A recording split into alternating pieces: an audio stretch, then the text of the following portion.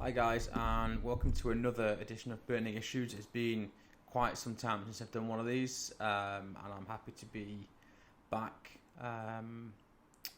sharing my thoughts with you. Hopefully, do it again on a kind of weekly basis on a Sunday. Just give you my 2 cents worth, as it were, on a variety of topics, mostly being just my thoughts on things that might have cropped up in the week, or just general thoughts and conversation I've had about overarching ways of approaching life, that kind of thing. And some of the things I'll cover multiple times over, but that's purposeful. But anyhow, so this week's topic is that comparison is the thief of joy. It's a conversation I have with my best buddies quite a lot.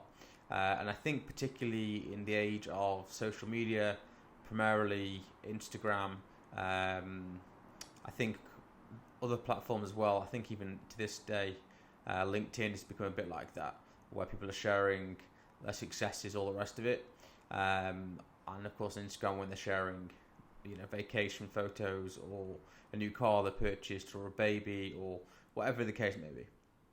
And I just think it's so easy to look at these posts from people that we know, and probably more often not people that we don't know and never will know, and just do a compare and contrast to our standard of life or where we are in life at this present time. And there's an argument, albeit quite a small weighted argument, that would say, it can push you into some action, because prior to social media, you maybe were only exposed to what was happening locally. And you weren't aware that there was another way of living, that you could move to Bali and be a remote worker, that sort of thing, or that other opportunities were available to you.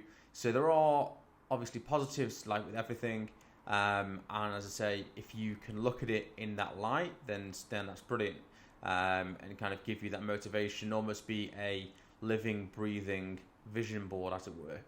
However, I think the opposite is probably more prevalent and is more the approach that most people seem to fall into, which is that they just compare the person's body shape, they compare the person's partner, they compare the person's car, material, house, whatever the case may be, and it's like, oh, I'm not doing so well, why them, not me, playing that kind of attitude, which just is not conducive to almost anything positive.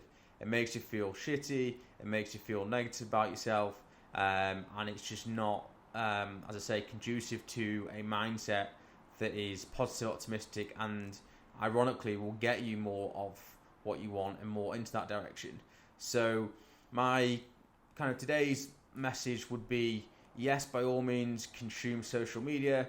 I think it's brilliant. For me, for example, I can share this message to potentially thousands plus people, whereas before this I could maybe pay somewhere to get my voice out there, or I could speak to a handful of people and maybe it permeates through. But via social media, of course, I've got this amazing reach. So there's loads and loads of great things that social media has enabled. You look at TikTok Shop, people can make lots and lots of money from simply doing a live stream and selling something that they're passionate about. These opportunities didn't exist previously. So I think we should all take stock of all the positives that social media has given us, but also be extremely, extremely aware of the fact that it has created this comparison is the thief of joy, and it has enabled us to become, I think, less happy with our current set of circumstances, because we're always striving for more, we're always striving for better. Present day is never enough, so we're constantly living forward in the future, and we're not taking stock, being grateful of where we are currently. I always think there are more people looking at your lifestyle and wishing they had it, most likely, around the world, than there are of you looking at other people's lifestyle, kind of upwards, as it were. So it's just to be aware of that and be grateful for where you are and what you're doing presently, and just being very cautious when, as I say, you are comparing yourself and contrasting yourself to others. The other thing to know about this is that just because you're seeing that glossy image, it's a bit like back in the day when you saw in Hello magazine a picture of a couple on a yacht or something. That doesn't mean they're happy. That doesn't mean their life's great. It's a literal snapshot at that present moment. And of course, people curate their social media in a way to present you the best version of themselves.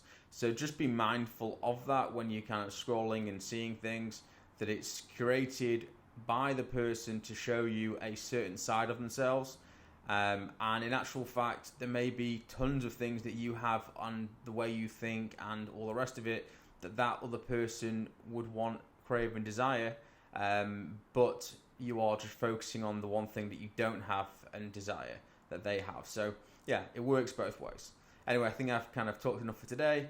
Thanks for listening, watching. Love to hear your comments, thoughts on this.